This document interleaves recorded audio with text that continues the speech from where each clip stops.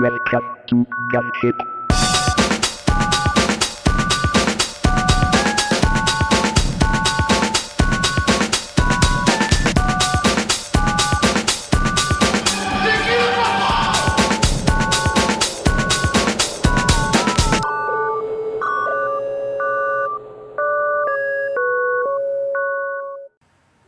Alors salut à tous, salut Showdown. Ouais, c'est Ouais, ça fait Showdown. français un peu. Vraiment. Yes, bah merci d'être là. Donc salut à tous et bienvenue pour le coaching du jeudi soir. Donc ce soir nous avons comme thème le 3 bet light. Donc en fait qu'est-ce qu'on va faire? On va pas déterminer avec précision comment faire un 3 bet light, etc., etc. On va surtout en fait donner les clés c'est-à-dire dans quel spot pouvoir faire comment dire un 3 bet light, avec quel range par rapport à notre stack on va pouvoir faire notre 3 bet light. Voilà. Ok. Showdown, non en fait. Du coup, tu vas suivre sur Twitch en fait. Ouais, je sais, mais en fait, malheureusement, on peut pas inviter tout le monde sur le chat. Sur la conversation, parce que Ouais, sinon ça fait, ouais, ça ouais, va faire ouais, beaucoup ouais, de ouais, ouais. appels, ça va faire beaucoup de monde. Ouais, Tout à fait. c'est pas- Voilà. déjà, on est 6 quoi, on est 6 Ouais. je pense. Donc n'hésite surtout pas à poser tes questions, Showdown. On va vraiment tout faire pour y répondre. Voilà. Donc aujourd'hui, on a dit le 3 bet light. Euh,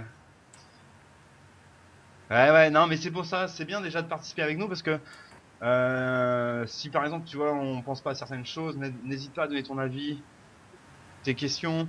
On peut se tromper, on n'a pas la science infuse. On est là pour apprendre, donc en fait, on va chercher les clés. Aujourd'hui, par exemple, pour le 3 bet light, si tu as des précisions supplémentaires, n'hésite pas en fait. Donc, alors le 3 bet light, messieurs, ça va être long d'écrire alors, dur. Comme ça, tu vas pouvoir plus facilement trash talk après sur les tables. Donc, alors le 3 bet light, messieurs, en fait, qu'est-ce que c'est, à quoi ça sert, quand s'en servir, avec quelle main faire ça, c'est ce que nous allons découvrir ce soir. Donc, le 3 bet light, qui a une idée de ce que c'est? Mousta, par exemple. Moi, je pratique pas, en fait. D'accord. Je me suis jamais trop posé la question de dans quelles conditions il fallait le faire, du coup. Ok. J'ai toujours estimé en micro limite, ça valait pas trop le coup. Les seules fois où ça a pu m'arriver de le faire, c'était contre des gens que je connais, genre quand je suis à la table de Fred, Fred Fish ou des choses comme ça. Mais c'est tout. Sinon, je pratique pas quand je joue au quotidien, quoi. Ok. Aurel. Ouais, moi, le 3 bet light, c'est vraiment une partie avec laquelle j'ai du mal parce que les 3 bêtes, enfin, je 3 bêtes simplement mes premiums, donc ça devient un leak. Et D'accord. donc, je suis facilement lisible sur le coup. Donc dès que je 3 bêtes, si le mec il a bien regardé, il fold parce qu'il sait que j'ai, je sais pas, peut-être roi-roi ou les as. Ok. Donc je sais pas quand le faire. Ok. Donc c'est le petit point noir dans mon jeu. D'accord. Eric. Bah, pour moi, le 3 bet light, en fait, c'est une sorte de levier, c'est un levier pré-flop. C'est-à-dire qu'on va mettre la pression sur un stack qui est entre peut-être 30, 40 big blind pour l'obliger à soit shove, soit 4 bet shove, soit fold. L'idéal, c'est qu'il fold l'adversaire. Mais comme on va se retrouver face à beaucoup de joueurs moyens ou pas très bons, on va très souvent avoir un call derrière et l'intérêt devient de gagner le coup au flop ou de jouer l'équité de notre main. Ok. Voilà, donc pour moi, c'est un levier qui permet de gagner de l'argent, en particulier dans les phases assez avancées du tournoi où il y aura des gros pots. D'accord. Ok. Voilà, Et c'est en comme ça début de que je tournoi, vois. est-ce que tu fais du 3 bet light? Non, non, je Non. fais pas de 3 bet. Ok. Non, non. Frédéric, Fred, dis-nous tout, s'il te plaît. Qu'est-ce que tu penses du 3 bet light? Est-ce que tu le pratiques? Quand? Où? Comment? Ton micro n'est pas branché. Merci Fred de la réactivité. Donc principalement, moi je vais le faire quand je vais être dans les blinds sur des joueurs qui vont beaucoup voler. D'accord, principalement sur du cutoff et du bouton. d'accord. Euh, sur pendant un stade, enfin Ouais, à un ok. moment assez avancé sur un tournoi, et avec un stack qui me permet de garder une bonne jouabilité, c'est-à-dire entre 30 et 40 blends, et en faisant attention à pas me commit par rapport à des petits stacks. Ok. Ok, alors donc d'accord, début de pas trop de 3 bêtes light, ok, d'accord avec Eric, IP, ok, avec une main potentielle, d'accord. Alors donc du coup le 3 bêtes light, voilà, c'est une arme en MTT qui est pas mal, enfin indispensable, faut vraiment le mettre dans son arsenal. Alors en micro peut-être pas forcément, et on va le voir de suite en fait, il faut s'adapter en fait, on va toujours parler d'adaptation. Le 3 bet light, vous serez très fort en 3 bet light à partir du moment. Pardon, Moussa, si ça marche le 3 bet light en mini-roll. Oui, oui, ça peut marcher en fait. Le truc en fait, c'est de l'adaptation. C'est tout simplement de l'adaptation. Donc après, on va regarder pourquoi je dis ça. Mais c'est ça en fait. Le 3 bet light, vous pouvez le faire aussi en début de tournoi. Il n'y a pas de problème. Vous pouvez le faire en milieu et en fin de tournoi. Au niveau des ranges, en fait, les ranges vont changer par rapport à notre stack. Ok. Donc, première chose, pour le 3 mètres light, qu'est-ce qu'il faut regarder d'après vous pour, essayer de faire du 3 mètres light? Moussa, par contre, t'as un fond, ton micro est tout le temps déclenché. Non, c'est Aurel. Ah merde. C'est moi? Ouais, non, le fond est toujours là. Ouais, voilà, ça a coupé. Non, c'est revenu. Bon, c'est pas grave, c'est pas trop gênant. Donc, alors, d'après vous, en fait, qu'est-ce qu'il faut regarder pour faire un 3 mètres light? Le Alors, stack de l'initial relanceur. le stack de l'initial, le relanceur, d'accord? Donc, le stack, on va dire. Pourquoi le stack du relanceur initial? Parce qu'on va pas relancer en 3 bet light un joueur qui a moins de 20 BB par exemple. Le stack, ouais. Alors le stack, tout à fait, le stack. Mais alors moi, je parlerai plus du stack effectif en fait. D'accord? Parce que si ton relanceur initial il est 300 BB deep et toi tu as 12 BB, en fait, tu vas pas jouer pareil que si tu avais 50 BB. Oui, je suis d'accord. Ok? Ok. Deuxième remarque, ce que dit Showdown, en fait, la position, effectivement. La position. Si par exemple vous êtes en début de parole, je sais pas moi, en EP, en UTG plus 2, en fait, faire un 3 bet light, ça risque d'être un petit peu chaud, quoi. D'accord? Donc la position est un facteur important aussi dans le 3 bet light. Donc hors de position, ça sera souvent en guerre des blindes. Et on va voir aussi, aujourd'hui, on va plus se baser sur la position bouton, small blind, big blind en fait. On va pas rentrer dans le détail de comment dire, des autres positions. Du coup, d'autres idées, allez-y, hein. Allez-y. Aurel, est-ce que tu as des idées? Vas-y. Le profil de vilain aussi. Le profil de vilain, exactement. Le profil. Ah, surtout son taux de PFR, je pense. Voilà, ici le taux de call 3 bet aussi qui est pas mal intéressant, 4 bêtes et taux de VPIP, voilà. Alors taux de VPIP, le call 3 bet en fait je vais le mettre dans le profil du coup. Puis en plus ça dépend du metagame, surtout en format, voilà. Donc ici ce soir on va avoir des exemples, on sera plus sur du full ring parce que j'ai des problèmes de HUD. Mais en fait on va prendre plus les clés du coup, donc vous allez vous adapter après, ce sera à vous de vous adapter en fonction du format, donc soit full ring, soit 6 max. Ok? Donc déjà le stack, la position et le profil. En fait, grossièrement, le HUD dans le MTT, on s'en sert pas énormément au final. On regarde de temps en temps, hein, attention, quand je dis on s'en sert pas beaucoup, on regarde quand même le VPIP, les choses comme ça. Mais quand on va faire en fait un 3 bet light, c'est là qui va nous servir entre guillemets le plus en fait. D'accord. Ici, le stack, la position et le profil, pour moi, c'est vraiment les deux critères. Après, bien sûr, enfin les trois critères. Après, bien sûr, il y a le metagame de la table et tout. Mais vas-y. La main aussi, peut-être, non? La main, oui, bien Notre, sûr. notre La main. main, la main, Enfin, faut qu'elle ait un exactement. minimum de jouabilité, je pense, en 4 calls. La main. Hop, voilà. Donc la main. Ah, donc ça c'est les 4 critères en fait. Après il y a d'autres critères qui vont rentrer en compte, mais on va parler de critères clés pour débuter. En fait, je vous conseille d'avoir ces 4 critères et de prendre en compte ces 4 critères pour effectuer un 3-bet light. Après avec l'expérience et le metagame et tout ça, vous pourrez vous adapter. Mais dans un premier temps, c'est important. Alors pourquoi le stack?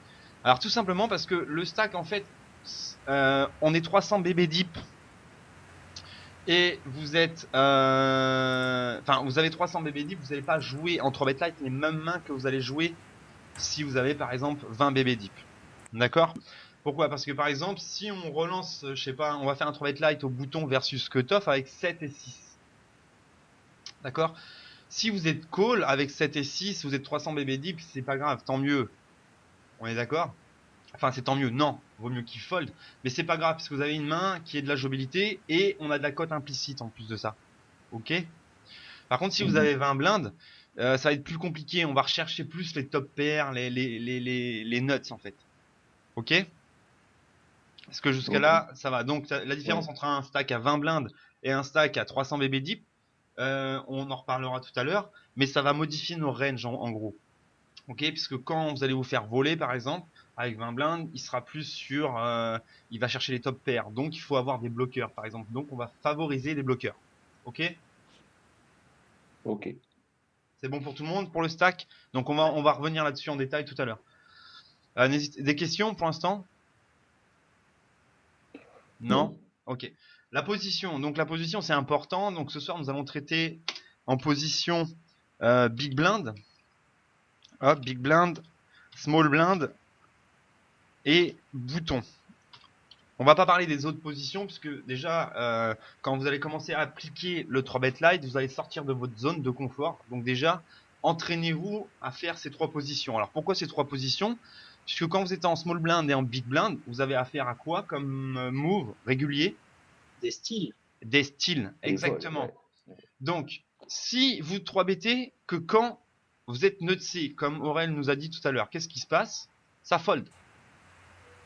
Donc le 3-bet là, il va permettre aussi de comment dire, de polariser votre range. Cutoff. Non, ouais, on va pas trop s'élargir Showdown pour ce soir. En fait, on pourra en parler plus en détail sur les prochains coachings. Là, on va juste se baser, tu vois, sur les 3 positions là. Déjà les clés et après, ça sera à vous par rapport à ça d'élargir par rapport au cutoff, des choses comme ça. Donc oui, si vous faites du 3-bet light, ça permet donc d'une de vous défendre en blind et de deux, voilà exactement Showdown, de polariser votre range. C'est-à-dire que quand vous avez As-As, bah, du coup, vous serez peut-être moins grillé. Ok? Parce qu'en fait, quand vous faites une relance polarisée, alors hop, on va regarder ça de suite. Quand vous faites une relance mergée, pardon, qu'est-ce qui se passe? Bah, vous allez relancer ça, ça, ça. Tiens, Aurel, par exemple, tu 3-bet avec quoi ici, en small blind? Roi, dame, bah, les valets. Oh, je peux aller même pas les valets, 10-10. Roi, dame, as, dame, as, roi, as, valet suité. Peut-être as 10 aussi. Voilà, ça c'est ta range standard de 3 bêtes. Ouais. Ok. Donc ici en fait, qu'est-ce qu'on se rend compte? C'est que vous regardez en bas, il y a 5%. Donc en fait, quand il 3 bêtes au small blind, c'est purement value. Donc pour vous, c'est facile. Parce que du coup, en fait, qu'est-ce qui se passe? Vous pouvez open any two au bouton versus Aurel. Parce que vous savez il va pas trop se défendre. Quand il va se défendre, bah bim, vous savez qu'il est noté, enfin qu'il a du jeu lourd. L'autre inconvénient aussi de cette range, c'est que par exemple, on imagine Aurel à 300 BB, d'accord? Moi j'ai 300 BB, je suis au bouton, je relance. Hop, Aurel me 3 bêtes. Du coup, je sais qu'il est sur cette range, donc du coup, il est capé sur cette range. Donc moi, par exemple, je peux call avec des suited connectors et lui faire mal aux dents si je hit. Ok? Donc l'avantage du 3-bet live, c'est que vous allez pouvoir polariser tout ça. Est-ce que ça va pour tout le monde là jusqu'à là? Pour l'explication. Yes. Ouais. Yes, c'est bon, Aurel, des questions? Ouais. Non. Ouais. Non, c'est bon? Ok. Ouais, c'est bon, ouais. Ok, donc il faut pas hésiter. Alors le profil de vilain. Alors le profil de vilain, c'est important aussi. Et c'est vraiment là-dessus qu'on va faire enfin vraiment, c'est ce qui va faire le succès, on va dire entre guillemets, de votre 3D. Alors, tac, j'ai préparé. Hop, voilà. Donc ici en fait, on va dire entre guillemets, on a les profils types de joueurs qu'on va rencontrer. Alors, c'est-à-dire la calling station en haut. Lag, donc c'est un lag passif. Optimiste, donc quand j'écris optimiste, ça veut dire qu'il est amoureux de sa main, il a du mal à, comment dire, à lâcher sa main. Vous avez la serrure, serré passif. Vous avez le maniaque, alors le maniaque, le large agressif, et en plus qui tombe amoureux de ses mains. Ok. Vous avez le jeu tag, donc le serré agressif, le jeu standard. Vous avez le lag, jeu standard aussi, mais un peu plus loose. Et vous avez le tricky, celui qu'on voit souvent, c'est le taille passif ou le loose passif. Donc vous voyez à peu près les profils de mecs. Pour tout le monde, c'est bon? Ah ouais, Ouais. ouais. Ouais. Ouais, ouais. Donc j'ai essayé de généraliser. Bien sûr, il y a d'autres profils, mais ça va vous permettre de cibler les gens. Donc, alors, on va commencer par le premier, la calling station. Quel est le problème de la calling station? C'est qu'il va call notre 3 bêtes. Hein. Voilà. Alors, quel est le C'est but du souvent. 3-bet light? C'est de le faire fold pré-flop. On est d'accord? Ouais. Ouais, Bon. ouais, ouais. Donc, alors, est-ce qu'une calling station va folder? Moins Pas souvent. assez Non. souvent. Pas assez souvent. Donc, ici, call to, donc pas de bluff contre une calling station. Je sais pas si vous avez le tableau que je vous avais fourni la dernière fois là, contre les calling station et tout ça. C'était écrit, l'adaptation contre eux, pas de bluff. Donc, eux, quand on 3-bet contre eux, c'est en value. Value, Ok? ouais. Alors, donc, ici, c'est pas le client. Hop. Voilà. Donc après nous avons la serrure. Serrure passif pessimiste. Alors, quelle est la particularité de la serrure? Bah, c'est qu'il va ouvrir tight. Hein. Voilà, même très très tight.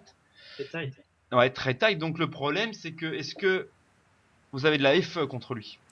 Bah, pas vraiment. On va très souvent se manger un 4 bet ou un call avec des nuts. Quoi. Voilà, donc Ouais, si, pas bon.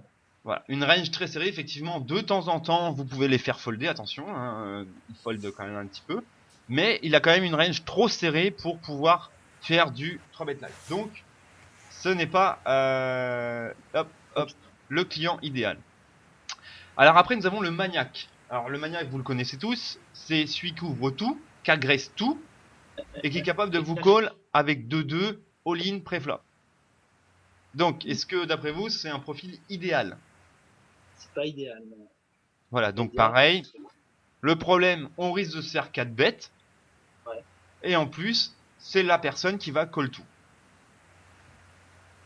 Tout à fait, Chaudin, ouais. Ouais. Alors donc, pareil pour le maniaque, c'est pas le type de client qu'on veut avoir à faire. Et voilà, il call in et tout, donc ça c'est de l'adaptation. En fait, j'essaye de schématiser un peu tout le monde. Et après, ça sera à vous vraiment de vous adapter. Si tout est bon à prendre, tout ce qui est bon, toutes les notes. Par exemple, vous voyez qu'il y en a un qui arrête pas de se faire 3 bêtes, il fold. Bah, sachez que si vous le 3 bêtez, bah il va faire pareil, il va folder. Donc prenez cette note. Enfin, c'est de l'adaptation au final. Donc après, salut ouf. Donc après, vous avez le tag. Le tag, donc c'est le joueur comme nous, c'est-à-dire qui va faire des vols de blindes, qui va jouer standard, une range standard, et qui va abuser du bouton et du cutoff parce qu'il est en position tardive.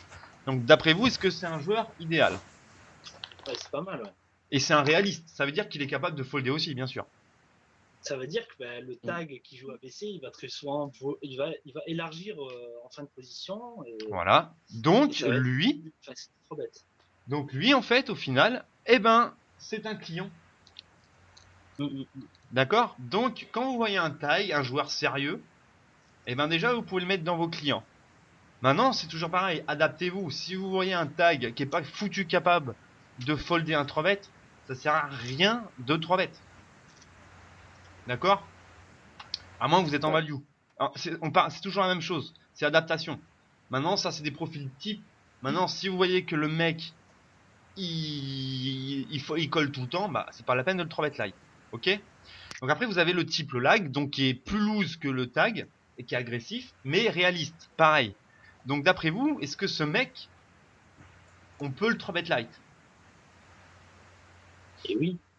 Voilà, Oui, exactement. parce qu'il Bah va oui, ouvrir des mains, il va ouvrir des mains. très large. Il va très souvent lâcher sur un 3 bet. Exactement. Et il y aura, bon, évidemment, il y aura quelques mains qui va call, genre des connecteurs, s'il y a la profondeur, tout ça, mais Exactement. globalement, c'est pas mal. Quoi. Exactement. C'est quelqu'un qui ouvre très large. Donc, vous prenez Equilab. Hop, on va mettre Equilab. Voilà. Hop. Donc ici, vous mettez une range d'un loose qui ouvre, allez, 50%, 44, et encore, ouais, on peut mettre 50%. Si vous faites un 3 bet, croyez-moi que il va fold énormément de sa range. Ok? Donc, ce type de joueur, c'est vraiment nos clients. Ok? C'est bon pour tout le monde? Mhm. Voilà. Après, vous avez donc le dernier, le tricky, donc le tide passif ou le loose passif. Donc, je vous montre un exemple, le 14-2, le 23, le 23-6. Vous voyez le genre de personne? C'est quoi la différence entre un. C'est quoi pour toi un serré passif? Alors pour moi, c'était un serré passif, c'était un 10-2 ou quelque chose comme ça, justement. Un 10-2. Ça rock. Ouais, c'est un rock. Une C'est un serrure. rock. Un Mais tide, ça va être en fait, je 18. vois pas trop Un la tide, différence entre le tricky et la bah, serrure. le tight, en fait, ça va être la serrure, ça va être un 10-2, un 18, un 7, un 7-6, un truc comme, enfin, tu vois, D'accord. voilà. Et le tricky, en fait, ça va être un 18-2, un 18-5, un 20, un 23, D'accord. tu vois Ouais. Il le préfère profil? subir le coup. Ouais. Ouais, Ouais. ouais, voilà, qui se mêle pas trop du truc, tu vois, il va. Alors lui, par contre, c'est un joueur passif. Donc, vu que c'est un joueur passif, est-ce que d'après vous, le 3 bet light est bon contre lui? Non. Non. Mm. Pourquoi? Parce que s'il relance, sa range est tight, ultra tight. Mm. Ok? Voilà, donc déjà, la première clé, adaptation. Là, on peut voir, c'est quoi nos clients? C'est les tags et les lags. Ok? Gardez à l'esprit que vous pouvez quand même vous adapter. Comme a fait l'a remarqué Showdown, en fait, il y a des CS qui ont peur des 3 bêtes. Ok? Donc, n'hésitez pas à en abuser. Mais par contre, gardez à l'esprit, c'est de l'adaptation. Ok? Mhm. Donc, Ouais, c'est bon pour le profil. ouais. Oui. Bon, ça, ok. Je vais à son replay. Ouais. Je- Je suis pas tout à fait d'accord. Ah, vas-y, explique.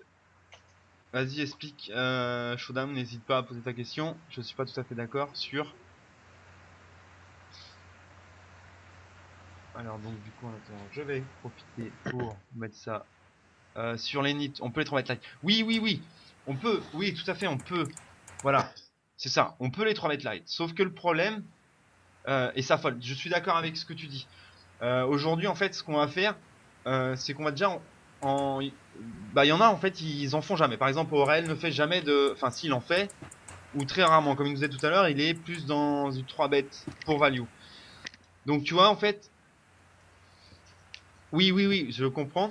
Mais en fait, le délire, c'est d'essayer de. Déjà, il va sortir de sa zone de confort pour faire un 3 bêtes light. Donc, après, c'est commencer par les cibles les plus faciles.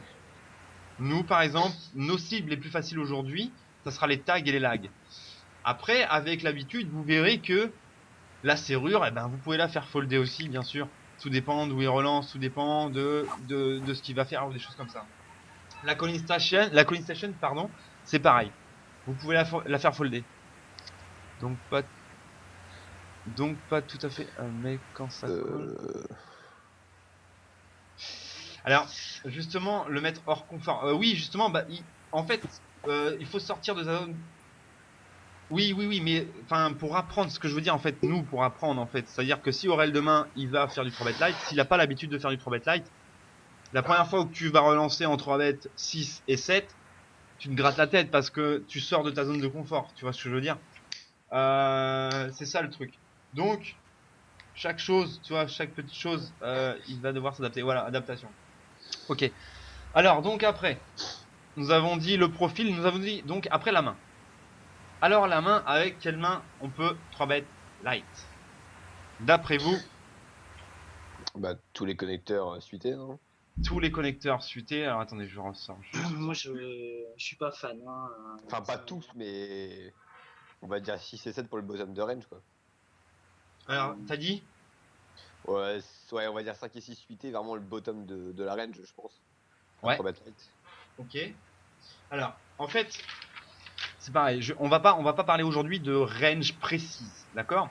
C'est avec l'expérience, vous allez voir comment ça se déroule. Alors, ce qu'on va faire, en fait, vous voulez 3 bet light. Le truc, c'est que première condition du 3 bet light, c'est que le mec, en fait, fold. Ok. Donc, on imagine vilain décide de coller. D'accord. Donc, dans sa range, qu'est-ce qu'il va avoir? Il va avoir ça, par exemple. On imagine qu'il colle avec ça. Ok. Ouais. Donc, c'est bon pour tout le monde. Donc, bah, Aurel, par exemple, on imagine qu'Aurel colle avec ça. Ok. D'après vous, qu'est-ce qui va mieux se défendre contre cette range là? Bah, les connecteurs suités, 6 et 7. Ouais, Ça va être tous les petits connecteurs. tous les petits connecteurs, voilà. Donc ici en fait, vous pouvez relancer en fait, vous voyez toute votre petite main là, des petites choses comme ça. En fait, pourquoi? Parce que si on arrive sur un board quelconque, on n'est pas du tout sur la même range que vilain. Ouais. Ok. Et c'est pour ça qu'il y a des fois, bah, on se fait craquer As-As contre 7-6 et là on dit bah non mais il a mal joué. Je Non. crois que de mémoire, 7 et 6, c'est ce qui a la meilleure équité face aux As. Exactement, exactement. Ok. Alors, par contre, il y a aussi, on a parlé du stack tout à l'heure.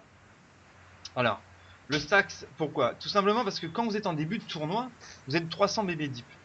L'avantage, c'est que même s'il call votre 3 bet light, donc on n'est pas all-in, bien entendu, hein. D'accord? Quand vous êtes 300 BB deep, vous faites un 3 bet light, croyez-moi, vous n'êtes pas all-in. Ben, vous avez quand même de la cote implicite énorme, en fait, puisque vous êtes 300 BB deep. Donc, en début de tournoi, vous pouvez vous permettre de relancer par exemple 6 et 7 contre un joueur tag qui vole énormément les blindes. Vous pouvez relancer un 6 et 7. Parce qu'en plus, si vous touchez votre tirage ou quoi que ce soit, bah, croyez-moi, ça va être plus facile pour vous de le déstacker que de le stacker avec un As-Roi par exemple. Je sais pas si le 3 bet light, il est super intéressant en début de tournoi. Enfin, pour le coup, 300 m'avait dit en début de tournoi, quoi. Moi, je me Je laisse sais pas pas faire. si- Moi, je me laisse pas faire en fait. Bah, Donc, c'est-à-dire que vu que les niveaux de blindes sont pas super élevés, bah justement, en fait, le truc, c'est que quand les niveaux de blinde sont pas très élevés, en fait, le problème, c'est qu'on n'est pas très ravi de jouer une top pair avec 300 BB deep. On est d'accord? Non, c'est sûr. Moi, je Ouais, me mais vois, je pense que je suis pas très fier, en fait, enfin, pas très fier. Quand je vais déstacker un mec avec une top pair, je serre un peu les dents parce qu'on est 300 BB deep, donc voilà quoi. bah, le truc, c'est qu'en fait, enfin, si je suis ma logique perso, c'est que je joue serré en début de tournoi et je me loosifie en fin. D'accord. Donc, je vois pas l'intérêt de faire des 3 bet light en début, en fait. Après, voilà. Mais je pense qu'il y a deux écoles en fait en début de tournoi. T'as le mec qui est aggro et qui a tout, avec any tout quasiment, et des autres comme toi et moi où on va jouer voilà serré en début de tournoi et puis C'est pour ça, c'est adaptez-vous en fait. Que Adaptez-vous. le field, on va dire, en micro-limite, donc je parle du 1 ou 5 euros. ouais. Est-ce que le 3 bet light en début de tournoi C'est pour ça qu'on je va suis reprendre ce qu'on disait tout à l'heure, c'est adaptez-vous en fait. Aujourd'hui, on va avoir les clés en fait pour faire du 3 bet light. Maintenant, Oui, la base du 3 bet light, c'est l'adaptation. Ouais, c'est sûr. Adaptez-vous en fait. Moi par exemple, il y a un joueur tight, on est en début de tournoi, qui arrête pas de me relancer. Croyez-moi, début de tournoi ou pas, il va se oui, prendre un après, 3 bet light dans les dents. Ah ouais? Ah bah ouais, ah bah carrément, non mais c'est bon, à un moment faut arrêter quoi. Après, bien sûr, par exemple, moi je vais m'amuser à 3 bet live par contre les 7 et 6, des choses comme ça. Pourquoi? Parce qu'en fait, c'est des mains.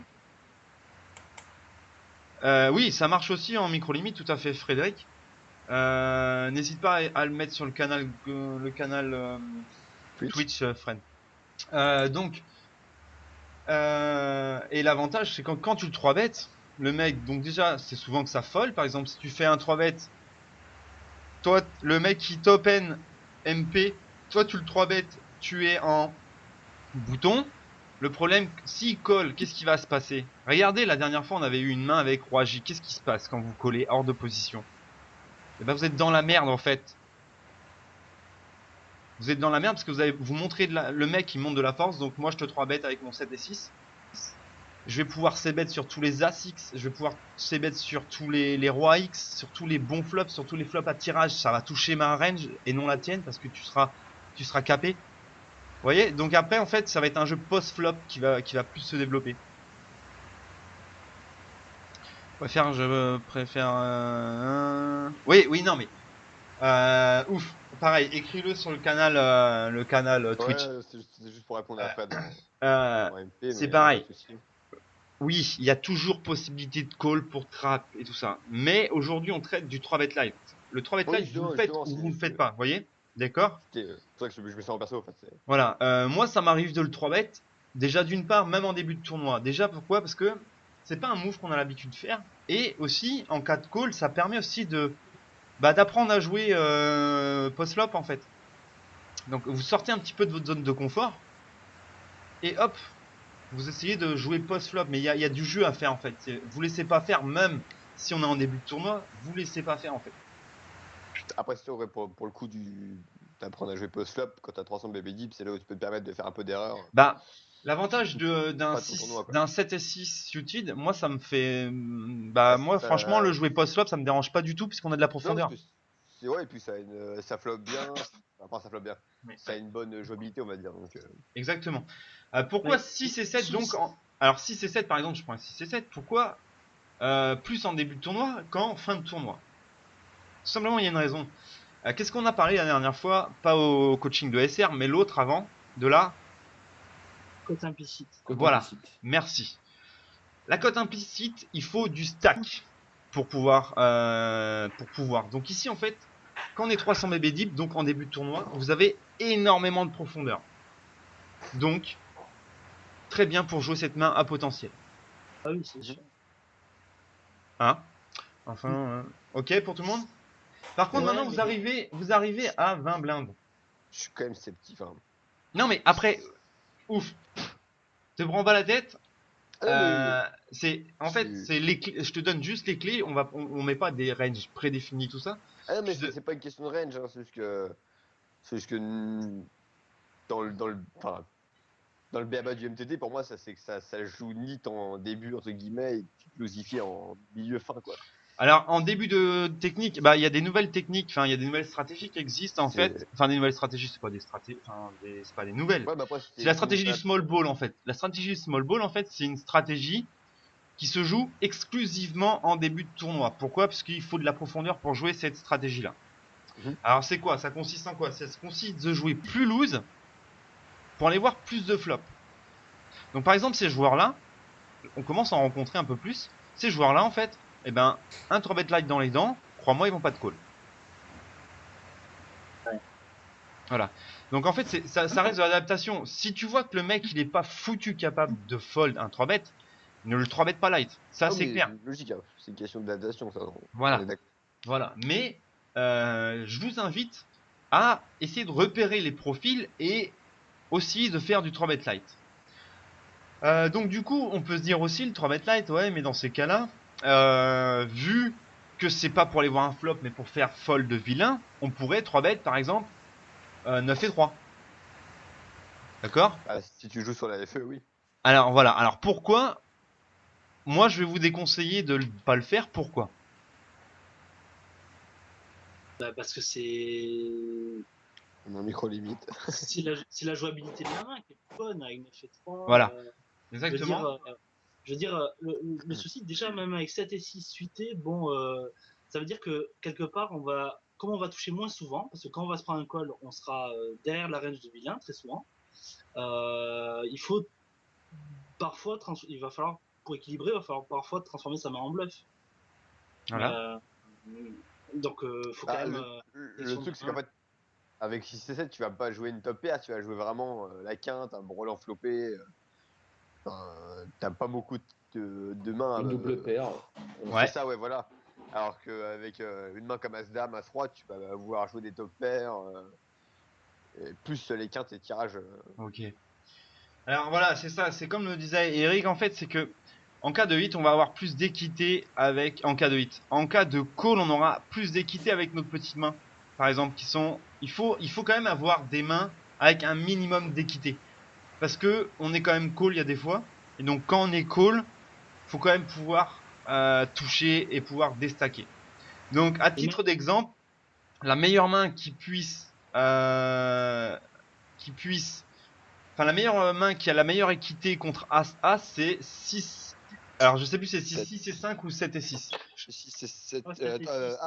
Voilà, Ah, c'est ça. la meilleure main. Donc, par exemple, quand vous faites un 3-bet light versus un reg, vous faites un push, par exemple, je sais pas, enfin, vous faites un 3-bet light avec 6 et 5, le mec vous call avec As-As, bon, bah, ça, de toute manière, il n'y a pas de solution. Un 3-bet light ou pas, bah, il vous callera tous les jours.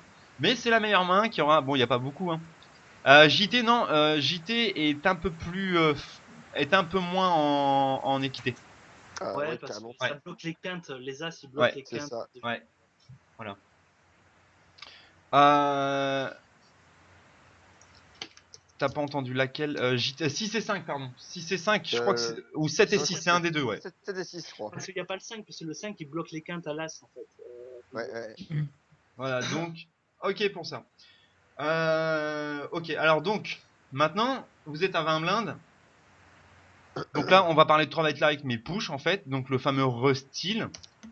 Avec quelle main vous allez faire ça, du coup. Alors, quelle main vous allez favoriser?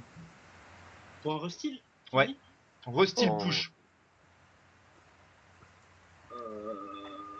en light, hein, on parle de toujours light. Toujours light. Toujours light, bah, moi ce sera les Broadway assortis ou les ASICs.